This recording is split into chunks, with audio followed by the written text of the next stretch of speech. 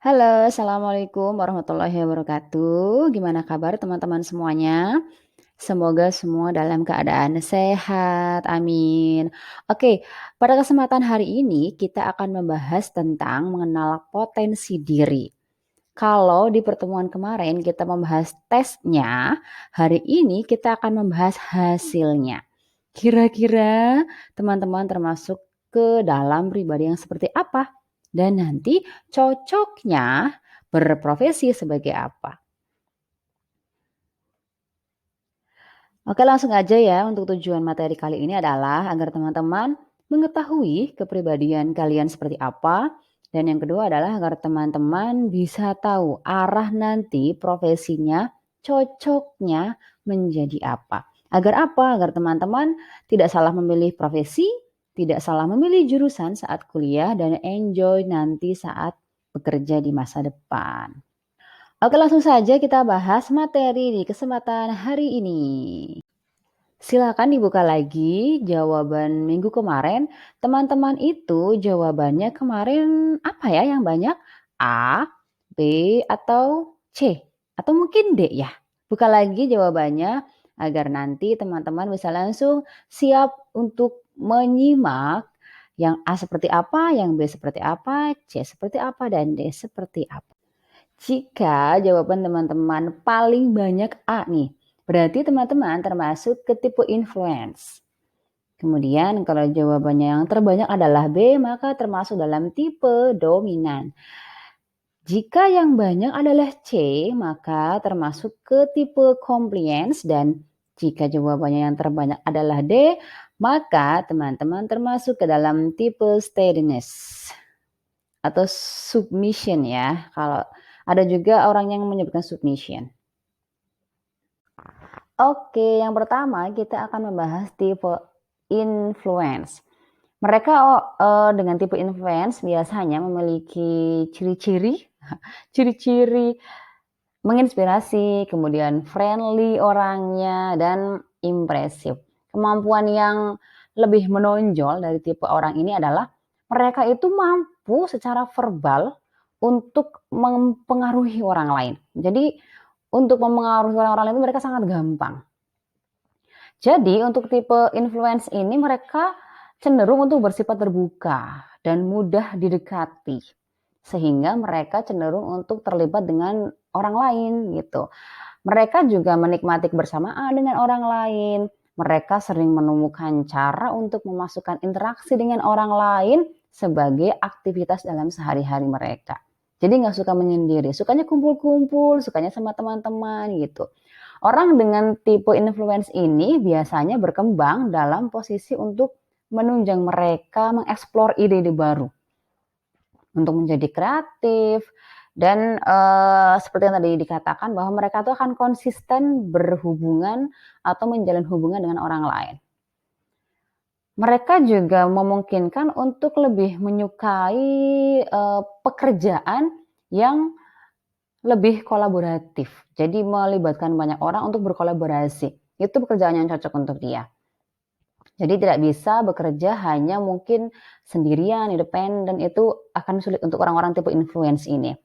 Di lingkungannya juga mereka dapat menggunakan keterampilannya secara verbal untuk mengkomunikasikan visi, kemudian membujuk orang lain untuk sesuai dengan apa yang dia inginkan. Bisa menyampaikan maksud tujuannya, akhirnya orang-orang pun ikut dalam apa yang dia katakan. Seperti itu. Kira-kira orang dengan tipe influence ini cocoknya berprofesi sebagai apa ya?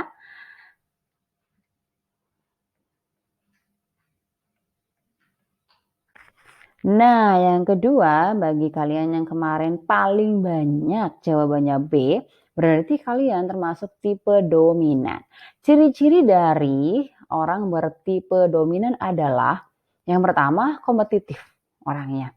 Dan yang kedua inisiator, ketiga adalah efisien. Dan masih banyak lagi sebetulnya ciri-cirinya, tapi tiga ini yang lebih menonjol. Kemampuan yang paling dominan apa?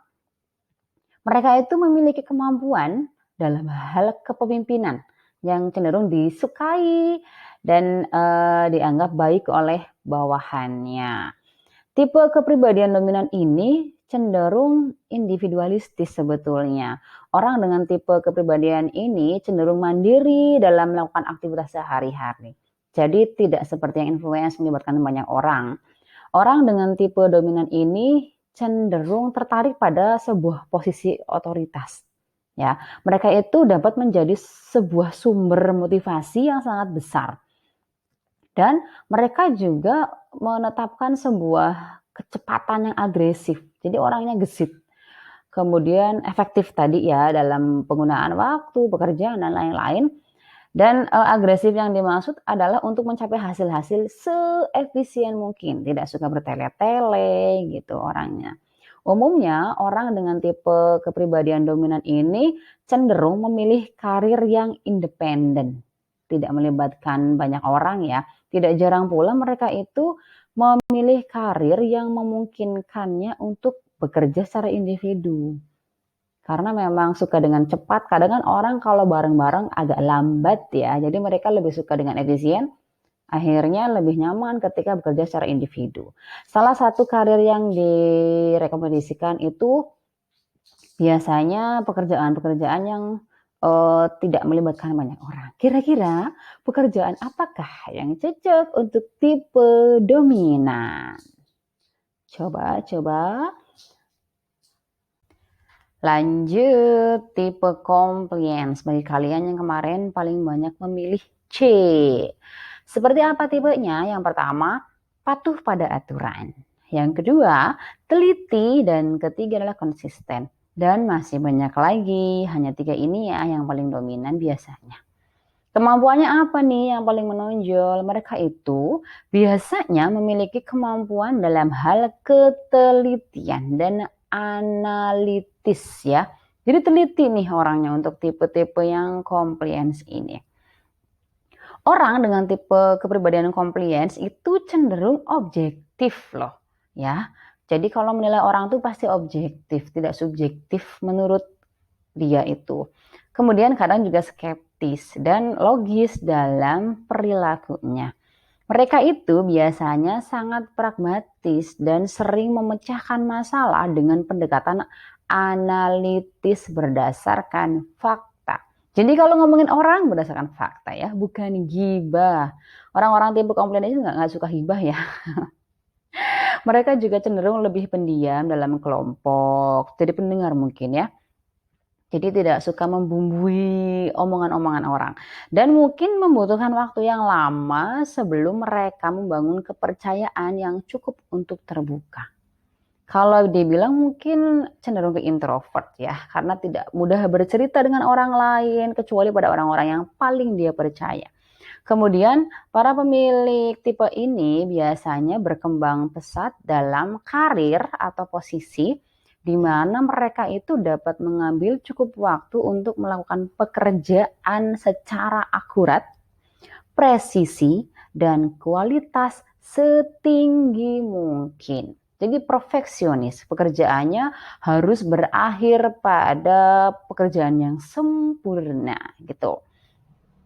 Mereka juga cenderung lebih memilih pekerjaan yang independen daripada banyak kolaborasi. Jadi nggak suka berkolaborasi dengan orang gitu kan.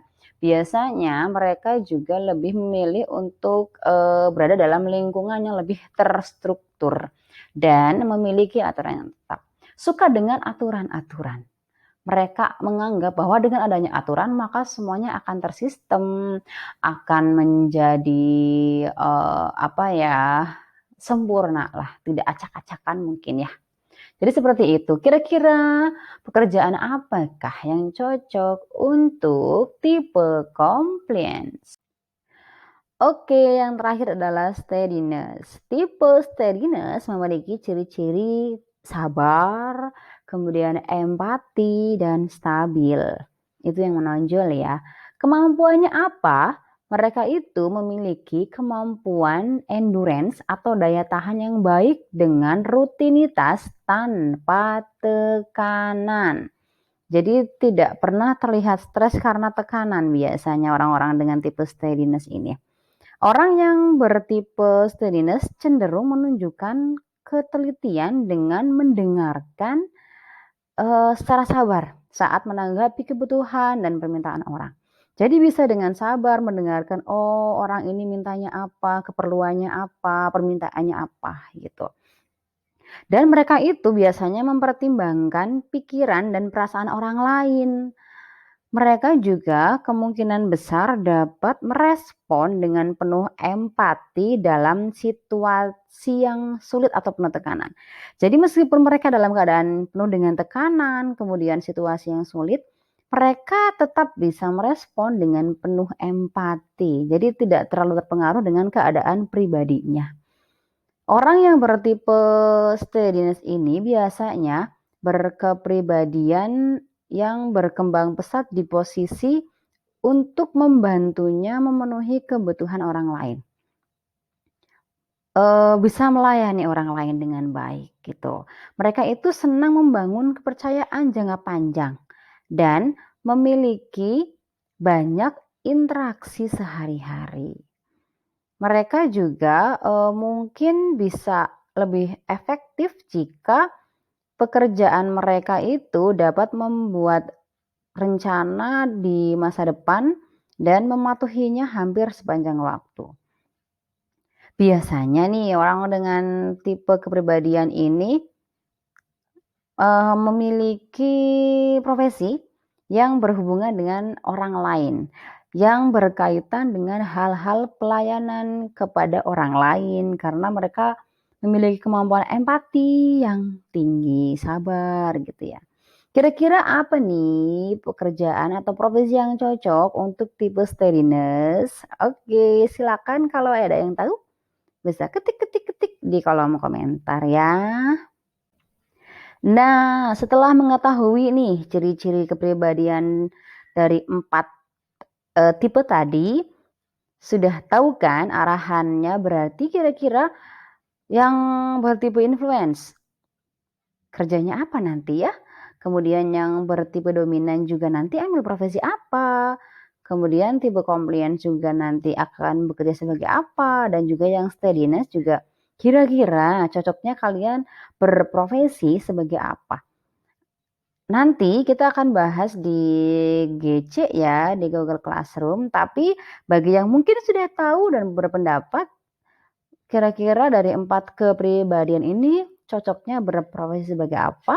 Bisa ketik di kolom komentar ya. Jadi kita akan melanjutkan diskusi kita di Google Classroom ya, setelah mengetahui tadi materinya, tipe-tipenya, ciri-cirinya. Kita akan bertemu di GC ya. Terima kasih sudah menyimak video materi kali ini. Sampai jumpa di video yang akan datang. Terima kasih. Assalamualaikum warahmatullahi wabarakatuh.